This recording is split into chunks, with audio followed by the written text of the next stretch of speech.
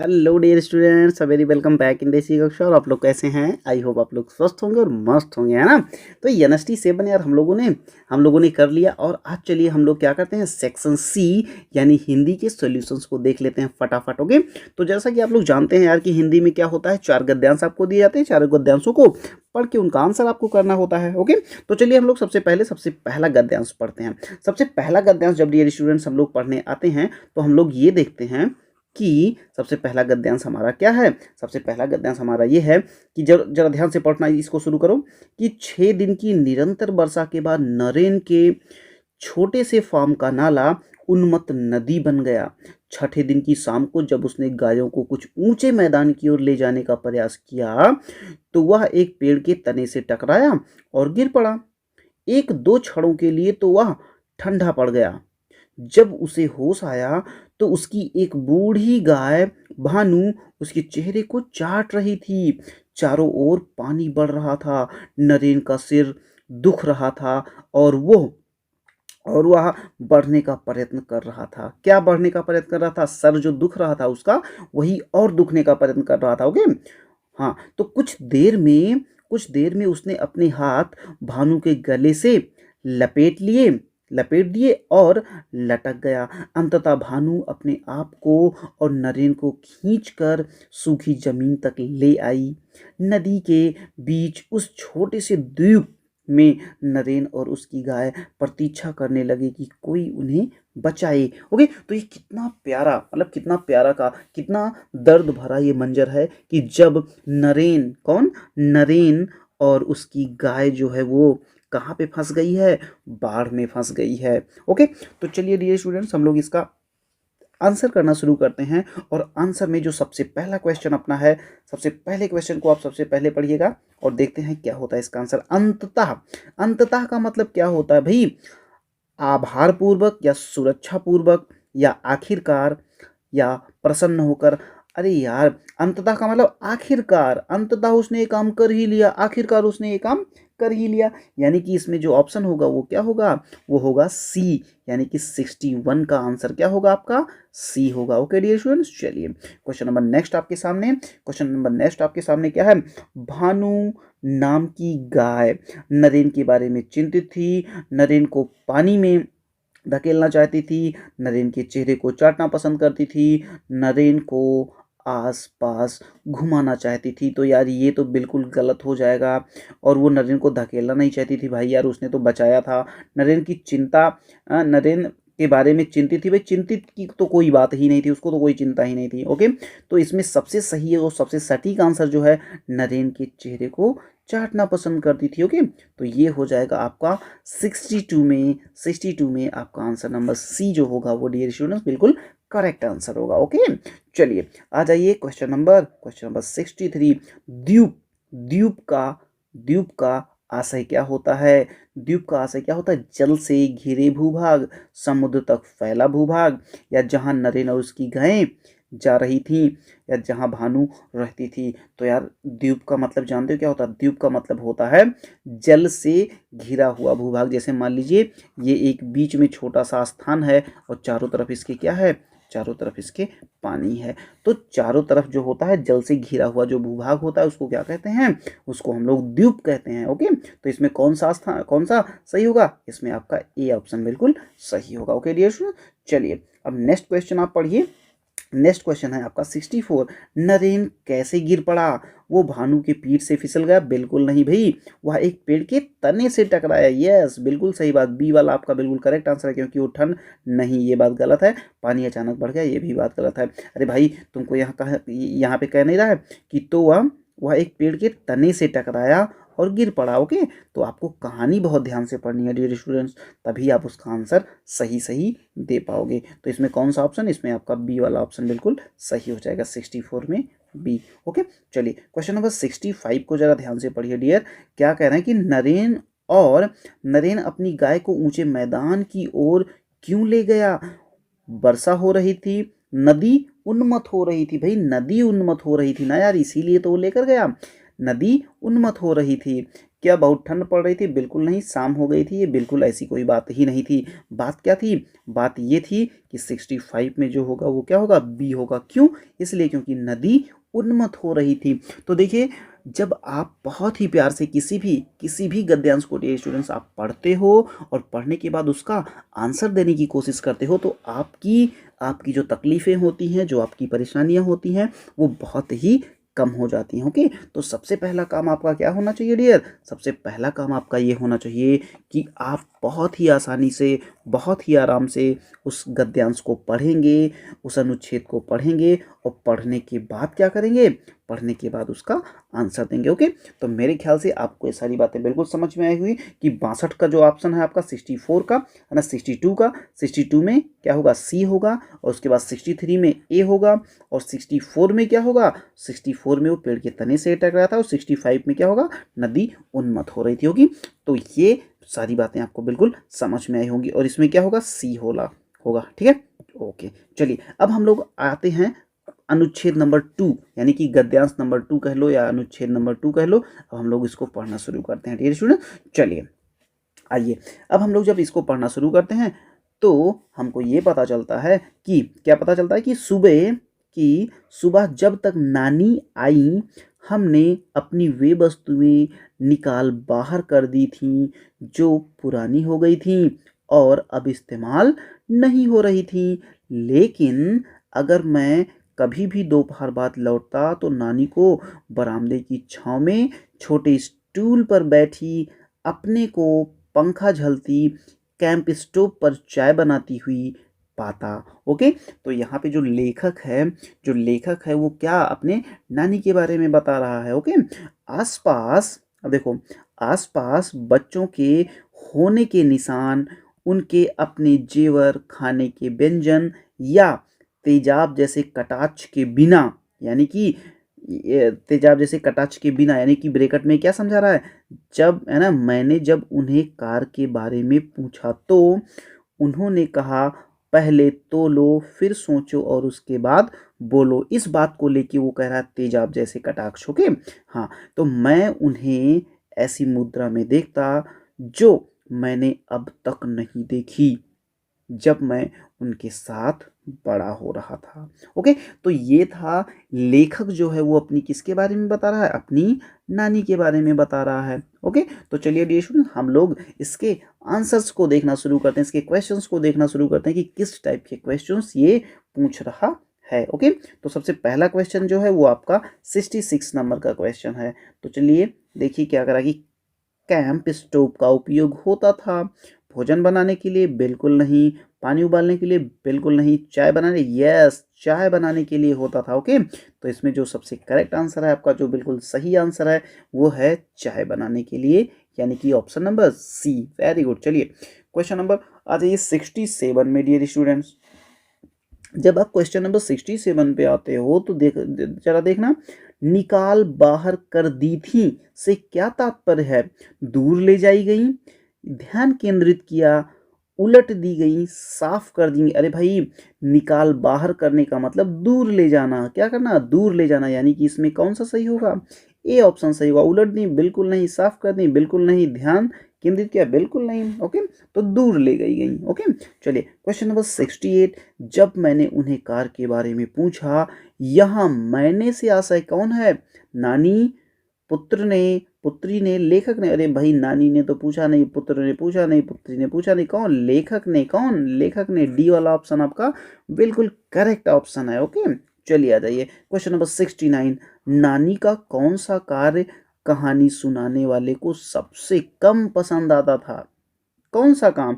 Stove पर चाय का बनाना, कार के बारे में रूखा जवाब। यस, कार के बारे में रूखा जवाब, यानी कि 69 में आपका आंसर होगा बी। आंसर होगा बी। नानी दोपहर बाद कहाँ बैठती थी? गलियारे में? बिल्कुल नहीं। बगीचे में? बिल्कुल नहीं। बरामदे की छांव में? यस, खुले बरामदे में या बरामदे की छांव में? बरामदे की छांव में, यानी कि इस पे आपका आंसर कौन सा सही होगा? बी वाला ऑप्शन आपका करेक्ट हो जाएगा। ओके, तो इस तरह से देखो यार, कितनी आसानी से हम लोगों ने दो के दो गद्यांश को निपटा दिया और इसमें हम लोगों के आंसर्स भी बहुत ही प्यारे आ रहे हैं। तो मेरे ख्याल से आपको बिल्कुल भी टेंशन लेने की नीड नहीं है। तो चलिए डियर स्टूडेंट्स, अब हम करते हैं कौन सा, गद्यांश नंबर थर्ड या अनुच्छेद नंबर, आप इसको थर्ड बोल सकते हो। तो चलिए हम लोग पढ़ना शुरू करते हैं। वेनिस इटली में उत्तर में स्थित एक अनोखा और सुंदर नगर है। यह एक ही टापू से नहीं बल्कि 117 टापुओं से बना है। पत्थर के बने और पुराने लगभग 400 पुल इसके टापुओं को जोड़ते हैं, किंतु इस नगर में कोई मोटर कार या बसें नहीं हैं। वह इसलिए कि वेनिस में सड़कें, अब आगे चलिए, वेनिस में सड़कें ही नहीं हैं। प्रत्येक व्यक्ति नाव से एक स्थान से दूसरे स्थान तक जाता है। ये नावें 150 नहरों या जल मार्गों से चलती हैं। इनका पानी भवनों की दीवारों और सीढ़ियों को छूता है। वेनिस के लोग अच्छे नाविक होते हैं। उनके पास चपटे पेंदे की लंबी नावें होती हैं, जिन्हें गोंडोला कहा जाता है। किंतु किंतु आजकल आप वेनिस में बहुत सी मोटर चालित नावें भी देख सकते हैं। ओके, तो ये जो गद्यांश है डियर स्टूडेंट्स, ये किसके बारे में है, ये वेनिस के बारे में है। ओके, वेनिस के बारे में, वेनिस एक शहर है, उस वेनिस के बारे में ये हमें बता रहा है कि वेनिस में क्या क्या है। ओके, तो एक देश जिसके बारे में हमें इतनी ढेर सारी इंफॉर्मेशन मिली। अब चलिए उसके क्वेश्चंस को पढ़ते हैं और उसके आंसर्स को करने का कोशिश करते हैं। ओके, चलिए आ जाइए question number 71। Question number 71 dear students, जरा ध्यान से पढ़ना।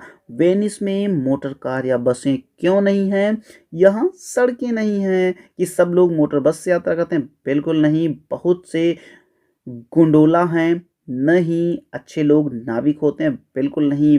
यहाँ पे बस या कारें क्यों नहीं है डियर स्टूडेंट्स?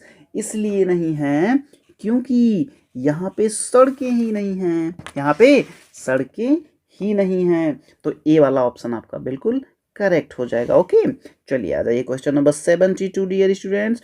वेनिस में लोग कैसे सफ़र करते हैं? और यार सीधी सी बात है, वेनिस में लोग कैसे सफ़र करते हैं? वेनिस में लोग कैसे सफ़र करते हैं? मोटर कार से, बसों से, ट्रेनों से या नावों से? अब देखिए इसका जो ऑप्शन है, इसका ऑप्शन आपको दिया नहीं गया। इसका पहला ऑप्शन जो है वो ए ऑप्शन आपको दिया जा रहा है। आप खुद बताइएगा। ए ऑप्शन है मोटर कार से। किससे?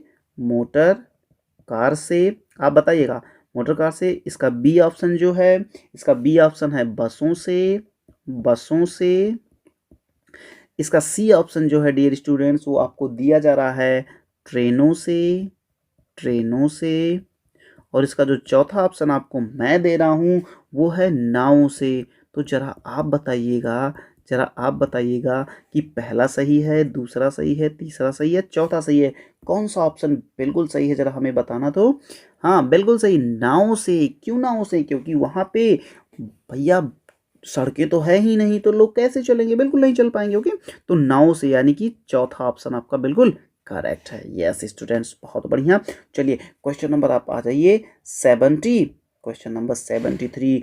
कौन सा शब्द अनुच्छेद में प्रयुक्त बहुत सी का विपरीत अर्थक है? बहुत सी माने अनेक। भाई इसका तो ये समानार्थी हो जाता है अनेक। ये बिल्कुल नहीं। बहुत सी का कोई बिल्कुल नहीं। बहुत सी का मतलब कम।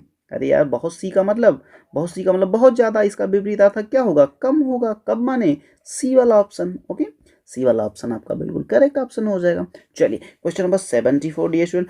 वेनिस में सड़कें नहीं है क्योंकि सबको नाव से जाना जरूरी है। इसमें, है ना, इसमें एक नहीं 117 टापू हैं। यहाँ 150 नहरें हैं। पानी भवनों की दीवारों और सीढ़ियों को छूता है। वेनिस में सड़कें नहीं है। क्यों नहीं है? क्योंकि पानी भवनों की दीवारों और सीढ़ियों को छूता है। तो भैया जब ऐसी कंडीशन है तो वहाँ पे आपको कहाँ से मिलेगी सड़कें? ओके, तो डी वाला ऑप्शन आपका बिल्कुल करेक्ट हो जाएगा। चलिए डियर स्टूडेंट्स, अब आप आ जाइए क्वेश्चन नंबर 75। क्वेश्चन नंबर 75 को पढ़िएगा और इसका आंसर आप खुद दीजिए। ओके, मुझसे पहले आप दीजिए। चलिए दीजिए। क्वेश्चन क्या है कि वेनिस नगर की प्राकृतिक बनावट के बारे में अनोखा क्या है? इसमें नावें हैं, कारें नहीं। इसमें पत्थर के बने 400 पुराने पुल हैं। इसमें 117 टापू हैं। इसमें सड़कें नहीं हैं। तो वेनिस की प्राकृतिक बनावट के बारे में अगर हम कहें तो भाई प्राकृतिक बनावट का मतलब क्या हुआ कि इसमें 117 टापू हैं। ये सबसे अलग बात हुई इसके बारे में, है कि नहीं? क्योंकि सड़कें तो यार मानव निर्मित होती हैं, इसको आदमी बनाता है सड़कों के, और पत्थर से बने 400 पुल हैं तो ये भी आदमी बनाता है। लेकिन ये जो टापू वाली बात है, टापू तो भाई प्रकृति बनाती है ना यार, प्रकृति बनाती है। तो इसमें कौन सा होगा? इसमें 117 टापू हैं। Very good, very good. चलिए डियर स्टूडेंट्स, अब हम लोग क्या करते हैं, अब हम लोग अनुच्छेद नंबर 4 लेते हैं।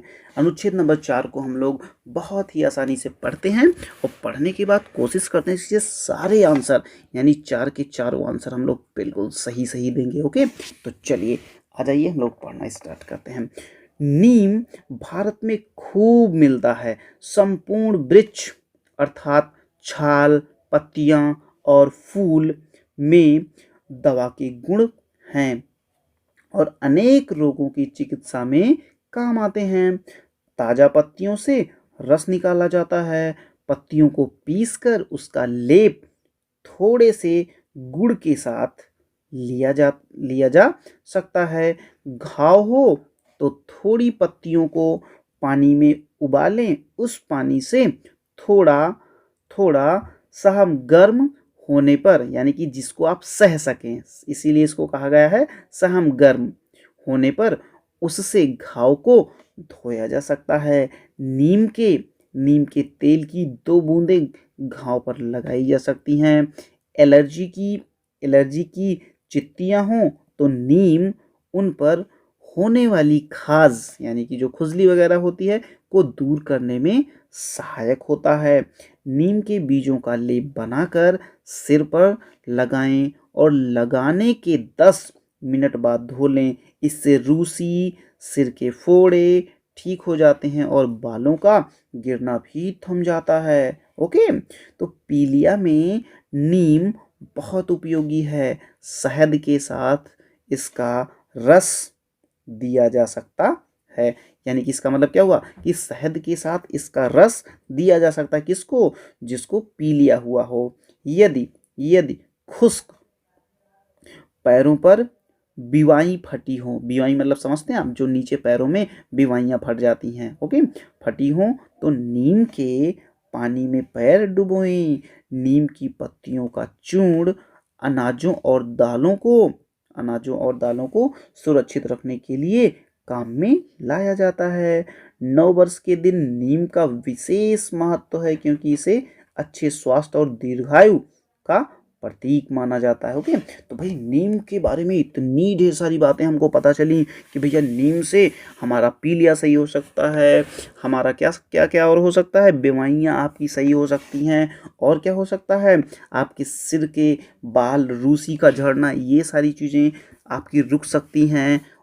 फोड़े फुंसियाँ अगर हो रही हैं तो वो भी आपको नहीं होंगी अगर आप क्या करते हैं, अगर आप नीम के पत्तों का, नीम के बीजों का, नीम की छाल का, यानी कि नीम का उपयोग अगर आप करते हैं तो आप ढेर सारी बीमारियों से बच सकते हैं। ओके, तो चलिए आ जाइए जल्दी से, फटाफट हम लोग इसके आंसर्स दे लेते हैं। चलिए आ जाइए, बताइए क्वेश्चन नंबर 76। नीम के बीज अच्छे होते हैं खाने के लिए? बिल्कुल नहीं। सिर के लिए? किसके लिए सही होते हैं जरा बताइएगा हमें। वेरी गुड, किसके लिए भैया? दिल के लिए तो बिल्कुल भी नहीं। आमाशय के लिए? ना ना ना, सिर के लिए सही होता ना यार, सिर पे लगाया जाता है। ओके, चलिए, तो इसमें कौन सा ऑप्शन? इसमें सी वाला ऑप्शन आपका बिल्कुल करेक्ट हो जाएगा। लाभकारी का समानार्थी का मतलब क्या होता है? असामान्य? ना ना ना। असर? बिल्कुल नहीं। उपयोगी? लाभकारी का मतलब उपयोगी, सी, यानी कि इसमें भी आपका ऑप्शन सी होगा। ओके, चलिए क्वेश्चन नंबर 78 पे आ जाइए। अनाजों और दालों के लिए नीम के लाभदायक होते हैं कौन से? बीज होते हैं? ना ना ना ना ना। रस होते हैं? बिल्कुल नहीं। सूखे पत्ते। ओके, जब आप सूखे पत्ते को अनाजों के बीच में आप रख देते हो डियर स्टूडेंट्स, तो जानते हो क्या होता है उसमें? आपको जो छोटे छोटे कीड़े मकोड़े घुन टाइप के लगते नहीं हैं, वो सब नहीं लगते हैं। हाँ, तो 70 79 में सहना से बना हुआ विशेषण है क्या? सहनशीलता? बिल्कुल नहीं। सहन करना? बिल्कुल नहीं। सहन? बिल्कुल नहीं। इसमें सहम लिखा है, सहम। ये वर्ड आपको यहाँ पे मिला था। कहाँ पे? ये यहाँ पे मिला है, सहम। ओके, तो मेरे ख्याल से आपको ये बिल्कुल समझ में आया होगा कि इसमें आपका ऑप्शन हो जाएगा डी। ओके, चलिए क्वेश्चन नंबर 80। क्वेश्चन नंबर 80 में हम लोग ये देखेंगे कि नीम के पत्तियों का लेप किसके साथ लेना चाहिए? किसके साथ लेना चाहिए? अरे भाई, गुड़ के साथ में। गुड़ के साथ में इसने बताया नहीं है कि नीम की पत्तियों को किसके साथ में लेना चाहिए? गुड़ के साथ में। कहाँ पे लिखा है? जरा इसको खोजिए, कहाँ पे लिखा है? यहाँ पे लिखा है, गुड़ के साथ में लेना। नीम की पत्तियों को पीस कर उसका है गुड़ के साथ में लेना चाहिए। ओके, तो मेरे ख्याल से आपको ये 80 के 80 क्वेश्चंस आप बहुत ही आसानी से किए होंगे। मेरा ये मानना है कि आपका 20 आउट ऑफ 20 आना बहुत ही एकदम निश्चित हो चुका होगा हिंदी में। तो हिंदी बिल्कुल टफ नहीं होता है। हिंदी को अगर आप बहुत ही ईमानदारी से करते हो, आराम से उसके गद्यांश को पढ़ते हो और पढ़ने के बाद उसके आंसर्स करते हो, तो it is very easy to find out what 20/20। Okay, तो 20/20 पाना it's a very easy task. तो आप बिल्कुल ऐसे ही लगे रहिए, तन मन से लगे रहिए, और बिल्कुल जहाँ कहीं भी हो बिल्कुल स्वस्थ रहिए, मस्त रहिए और बेस्ट रहिए, और भयंकर तैयारी करते रहिए, क्योंकि अब की बार नवोदय पार। अब की बार यस, अब की बार नवोदय पार। अब की बार नवोदय पार। अब की बार नवोदय पार। ये अपना होना चाहिए, क्या एकदम एजेंडा होना चाहिए कि अब की बार तो नवोदय पार, यार कि फोड़ के आना है भाई, फोड़ के आना है। ठीक है, ओके डियर स्टूडेंट्स, चलिए फिर हम लोग मिलते हैं नए लेक्चर में कुछ नए कॉन्सेप्ट्स के साथ। तब तक के लिए जय हिंद।